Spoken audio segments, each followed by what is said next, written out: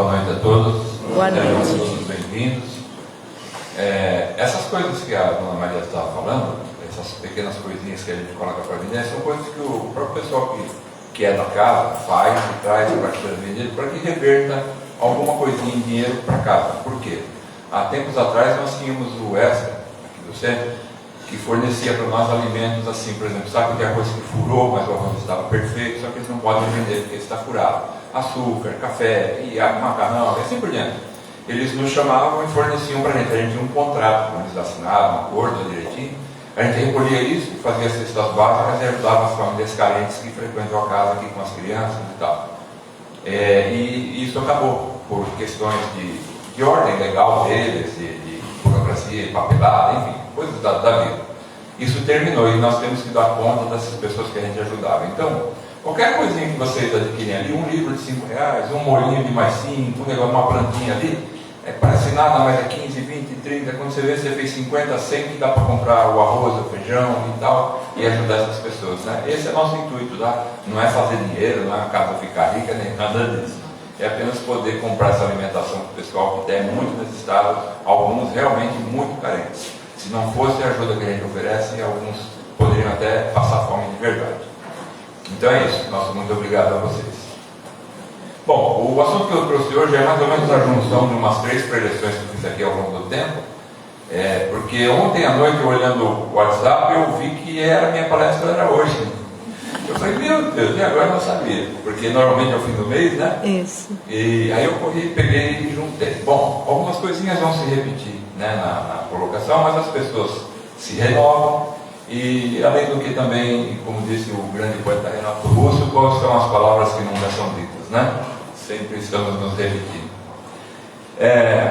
Conta uma história muito significativa, que um dia um boi saiu de uma fazenda e entrou no meio da mata e começou a andar pelo meio do mato, né, para lá e para cá e tal, e deixou a trilha por ele andou, porque um boi é pesado e amassa todo o mato, né? O dono do boi, não querendo perder a cabeça de gado que ele tinha, foi atrás do caminho que o boi deixou.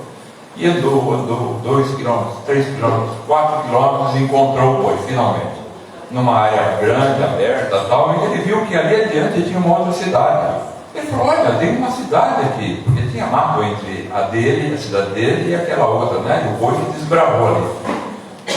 E ele foi lá naquela cidade e viu que eles plantavam o que eles não tinham, que eles tinham o que eles faltavam na cidade, e falou, nossa, tá aí, vamos estabelecer um comércio entre as nossas cidades e todo mundo vai progredir, vai ficar bom para todo mundo. Ele voltou pelo mesmo trilho, trouxe o boi, e aí começaram a abrir aquela estradinha onde o boi passou, começou a passar cavalos, carroças, carregar mantimentos, e os 4 quilômetros entre uma cidade e outra. Mas, muito tempo depois, alguém percebeu que a cidade só estava distante da outra apenas 1 quilômetro em linha reta. Era só cortar o mato em linha reta.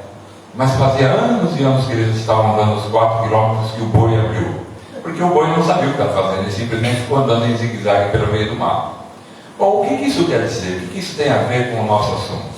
É que muitas vezes na vida, nós seguimos o caminho do boi, nós seguimos aquilo que nós já aprendemos lá dos nossos antepassados, nossos pais, nossos avós, nossa família, a sociedade, enfim, aquilo que já nos ensinaram há tempos atrás, e a gente vive repetindo processos e tudo mais, sem parar para pensar se não tem um outro jeito, se não tem uma outra forma de resolver aquilo, de encarar aquilo, de enfrentar as dificuldades da vida, de encarar Deus, a nossa responsabilidade espiritual perante nós mesmos e com o nosso Criador e tudo mais. Enfim, pensar fora da caixinha. Isso é uma questão básica para a nossa existência. Porque toda vez que nós pensamos dentro da caixinha, dentro daquilo que já está pré-estabelecido, talvez a gente esteja seguindo o caminho do boi, dando voltas e mais voltas, quando seria muito mais fácil tomar um outro caminho e a gente resolveria as coisas com mais tranquilidade. Afinal de contas, o propósito da espiritualidade e o propósito da vida não é simplesmente a adoração de Deus ou de Jesus. É muito louvável quem os adora, quem adora Jesus, quem adora Deus, é claro que é muito louvável. Mas o propósito do nosso crescimento, o propósito da nossa existência, não é adoração. Tanto é verdade que o próprio Jesus disse, nem todo aquele que diz Senhor, Senhor, entra lá no reino dos céus. Porque de nada adianta a gente ficar em adoração do lado de fora e por dentro nós não seguimos o que Ele falou. O importante é seguir o que Ele falou. Não ficar simplesmente ajoelhado em adoração. E hoje nós vemos muito disso, muitas religiões, muitas igrejas. Hoje se abre igrejas como se abre boteco. Eu não estou querendo denegrir as coisas, mas é pura verdade. Eu conheci inclusive um pastor que falou assim, para um grupo de amigos que eu estava presente, ele falou assim, eu vou fechar isso daqui, vou abrir lá em outro bairro, em outro lugar, porque não está dando dinheiro. Então esse é o propósito. E aí, não quero falar mal de religião alguma, não é essa a questão. Mas é que isso é o caminho do boi. Se a gente vai nessas igrejas e continua simplesmente adorando a Jesus, adorando ao Senhor e tal, da boca para fora, qual é a transformação que houve dentro de nós? O que aconteceu dentro de nós para o nosso progresso?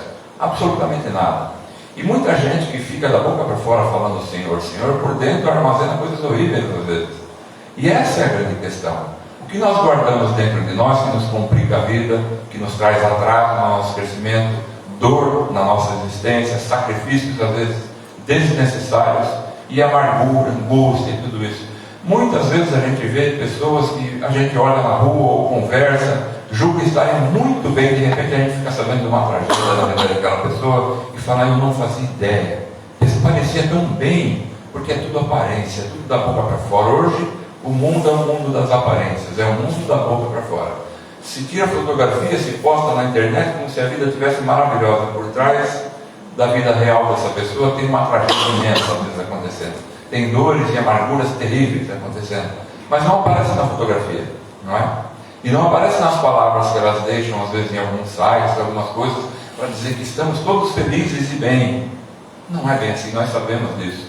Então é preciso que a gente comece a encarar a espiritualidade, a religiosidade, que é diferente de religião. Religiosidade é interna, é um ímpeto que a gente tem de procurar o nosso Criador, procurar o nosso crescimento. É necessário que a gente comece a encarar essas coisas de uma forma um pouco diferente, um pouco fora da caixinha. E uma maneira que nós temos de fazer isso é através da nossa auto-observação. É por isso que lá, naquele templo de Delfos, está escrito, conhece-te a ti mesmo.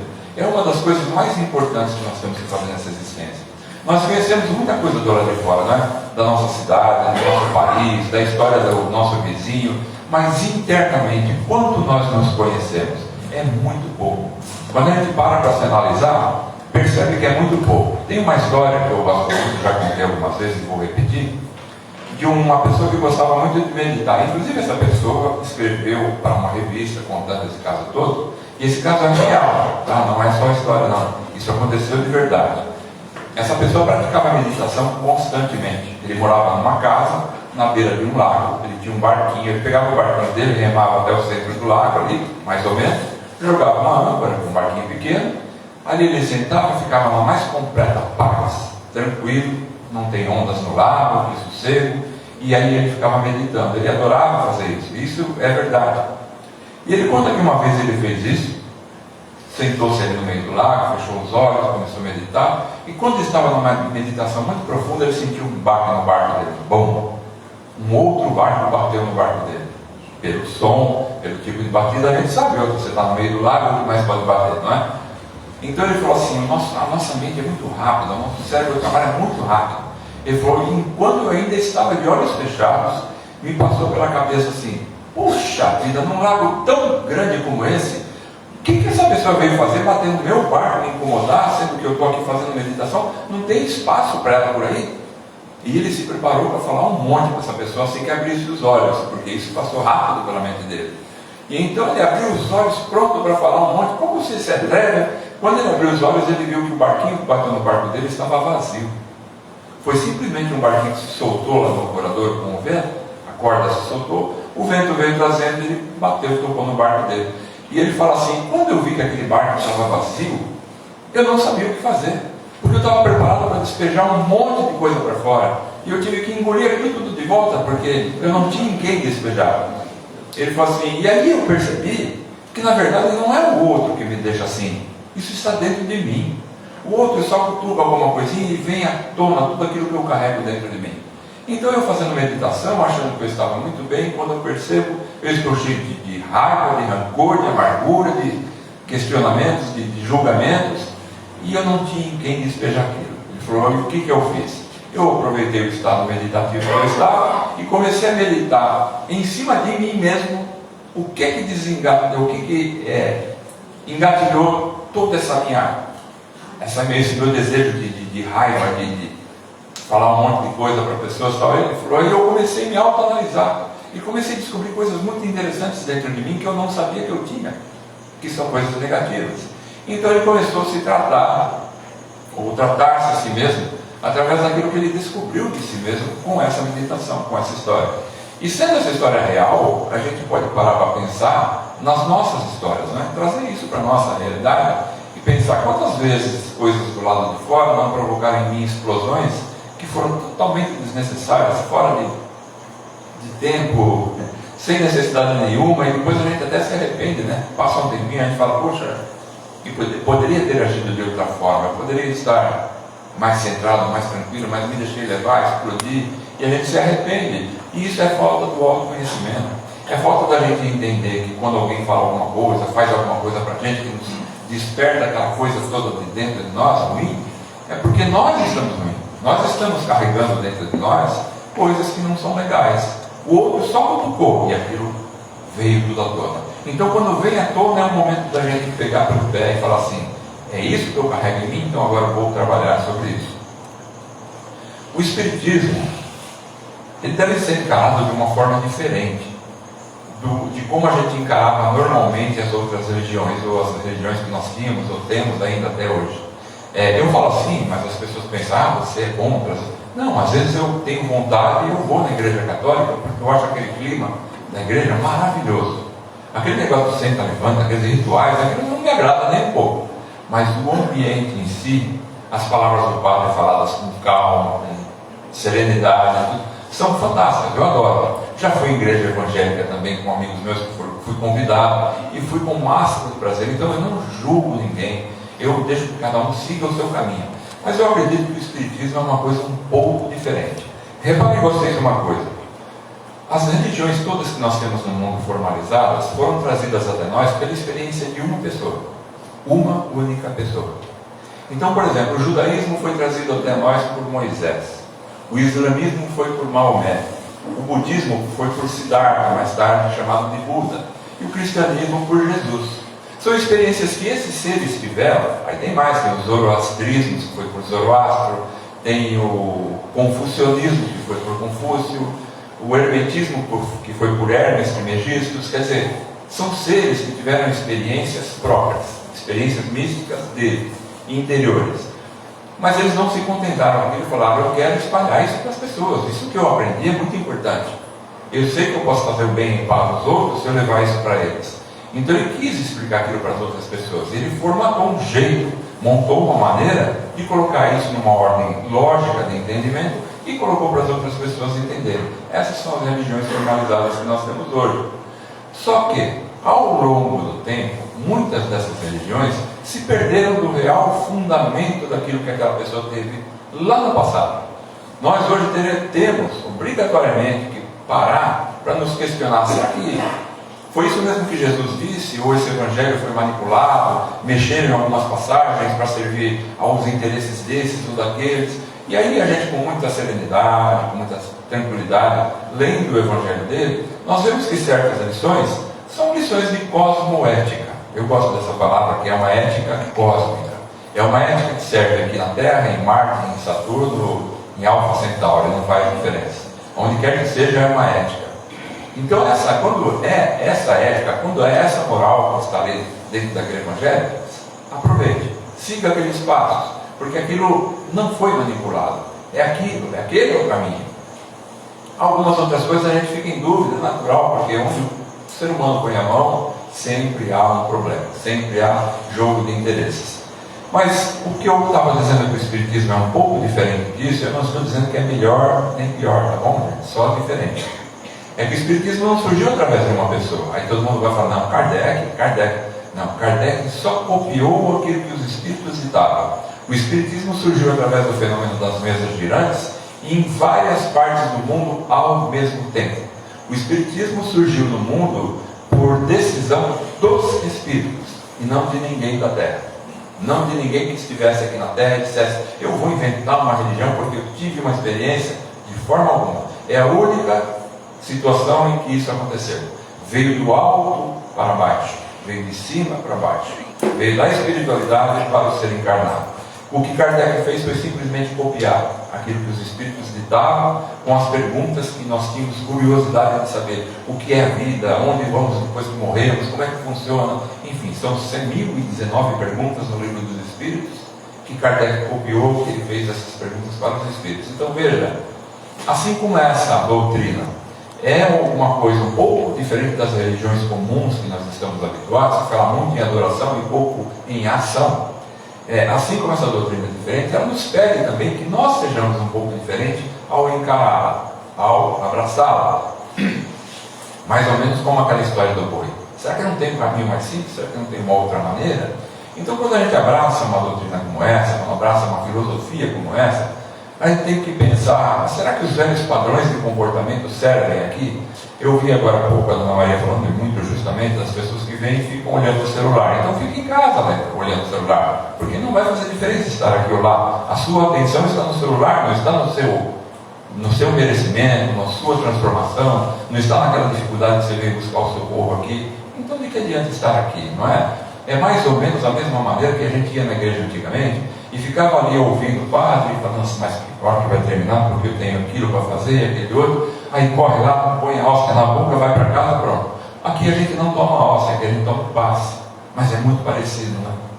Se a gente não tomar cuidado, a gente acaba agindo exatamente igual. Senta aqui, terceiriza os nossos problemas para a espiritualidade. Olha, eu estou com esse problema, vocês que se virem aí. Só eu já vim aqui, eu já estou pagando meu pedágio ouvindo a palestra que eu estou fazendo.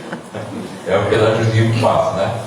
Então, vocês que ajeitem aí, porque eu estou ocupado aqui com o meu celular, ou com a minha conversa, ou com outros pensamentos, enfim. E nós terceirizamos os nossos problemas, mas não é mais assim que funciona. Principalmente aqui numa casa como essa e outras casas desse tipo, ela nos pede que nós estejamos engajados na nossa melhora, com vontade de melhorar. Que nós busquemos o nosso melhor caminho na vida. A eliminação dos nossos sofrimentos, das nossas dores, que nós busquemos o pensamento construtivo, que nós busquemos a nossa forma de crescer mais serenamente, mais tranquilamente e mais rapidamente, se possível, porque a vantagem é só nossa, né? A espiritualidade não tem pressa do nosso crescimento, nós é que devemos ter, para deixar de sofrer, né? Para habitar mundos melhores e que não haja tanto sofrimento, que a vida seja mais tranquila, mais serena. Se vem uma grande transformação pela Terra, como alguns dizem, como a gente acredita que venha, então que venha rápido, que venha logo. Vamos trabalhar em benefício disso, não é? E como que nós vamos trabalhar em benefício disso? Dentro de cada um de nós. Quando Jesus encontrou um dos fariseus que começou a questionar ele, indagando quem ele era, logo no começo, antes dele começar a missão dele, ele perguntou para ele assim: mas o que você acha que você está fazendo? Ele falou: eu vim implantar o reino dos céus na terra. E o fariseu falou: mas o que você entende de reino dos céus? Como que você vai fazer uma coisa dessa? Ele falou que que o reino dos céus, na verdade, era implantado dentro do coração de cada um. É assim que funciona. Então, se nós queremos um mundo melhor, não adianta nós queremos mudar o que está do lado de fora. Também não adianta a gente ficar sentado em adoração a Deus, a Jesus, e não agir em nosso benefício, em nosso favor, ou daqueles que estão próximos e que a gente consegue ajudar de alguma forma, né? A caridade e o amor. O amor e a caridade, as duas pedras fundamentais da existência.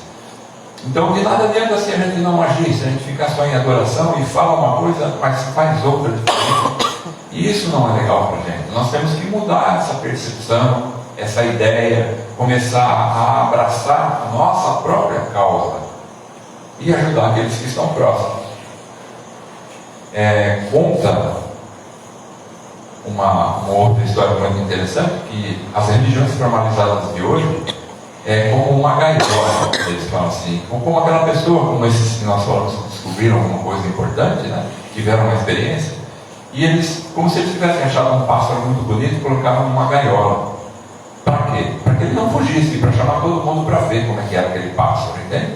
Demonstrar o que era aquela coisa que ele achou tão fantástica. Mas aí as pessoas viram a gaiola e já começaram a querer enfeitar a gaiola, porque estava tão feinha, tão simplesinha. Imagina uma coisa tão importante, um pássaro tão importante dentro de uma gaiola dessa. E começaram a enfeitar a gaiola, cobrir a gaiola, puseram a rendinha e não sei o que, fizeram um véu em volta.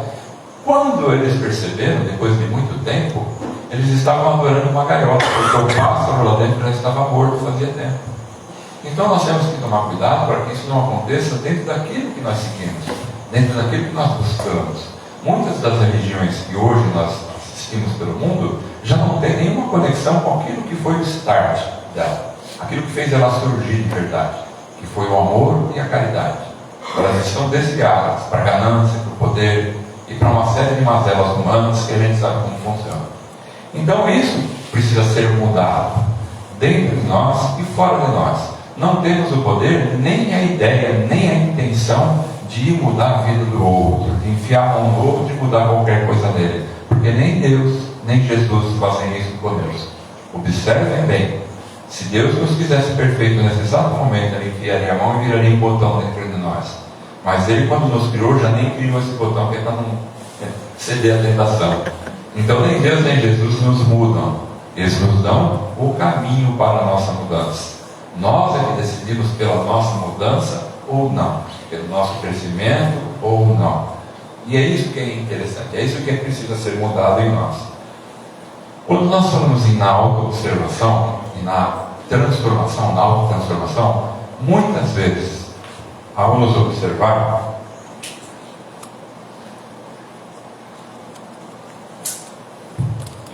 muitas vezes ao nos observar, nós percebemos em nós defeitos grandes e pequenos, alguns mais simplesinhos, menorzinhos, e outros defeitos maiores, que nós gostaríamos de ver eliminados, gostaríamos de nos ver livres disso. E há um conhecimento ancestral, muito antigo, já no Antigo Oriente, que dá as dicas de como fazer isso, como a gente pode ir se melhorando pouco a pouco, porque nós falamos bastante de reforma íntima, não é? Vamos nos reformar, reforma íntima, mas qual é a receita? Como é que faz a reforma íntima? Então esse é o método. Eu gosto muito disso porque assim, nós precisamos fazer isso e a maneira de fazer é essa. Então nós temos já uma maneira de agir. E eles dizem que uma forma que nós temos de agir nesse sentido é procurando em nós primeiro os defeitinhos pequenos.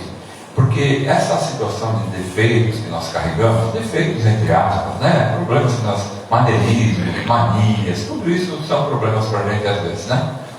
Então eles dizem que isso tudo é como raizinhas pequenas e fininhas de uma árvore enorme e gigantesca, que é o nosso defeito principal. Às vezes egoísmo, às vezes vaidade, às vezes coisas que a gente nem sequer imagina, mas à medida que a gente vai se auto-observando, vai se descobrindo e percebe, puxa, é isso o ponto fundamental que eu tenho que trabalhar.